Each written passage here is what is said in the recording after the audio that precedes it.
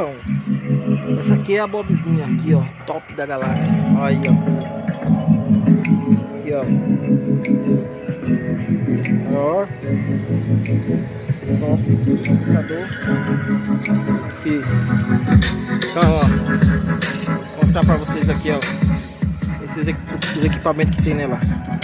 Esse aqui é um Fusion Rex da Magnum, 12 polegadas. Aqui é um voltímetro AJK. Também tem esse jogo de LED aqui, ó. Eu não vou recordar agora. Esse aqui é o RP 550 da Magnum, de 8 polegadas. Esse cone aqui eu não vou recordar o modelo, mas a corneta é a D250 Trio da JBL. E esse aqui é o ST400. Também tem esse play aqui, ó. Rodstar. Quem quiser saber o modelo é esse aqui, ó. 2751 BRS da Rodstar, né?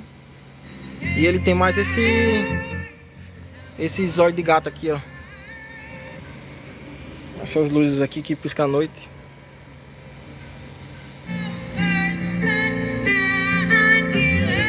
Do meu primo. Essa caixa aqui é do meu primo. Tem esse processador da Stetson. Aqui, esse é o modelo, ó, STX 2448 Digital Audio Processor. Aí aqui nos módulos, aqui tem a fonte da JFA, né, que é essa Bob Storm de 90 amperes. E aqui nos módulos, ele falou que por enquanto vai deixar esse som digital de 800 watts, que é pro médio grave e pro grave. Tá em bridge, né, 400 para cada.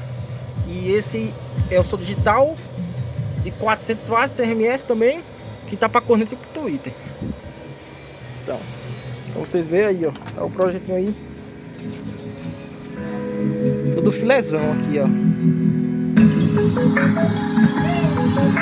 Aí, ó.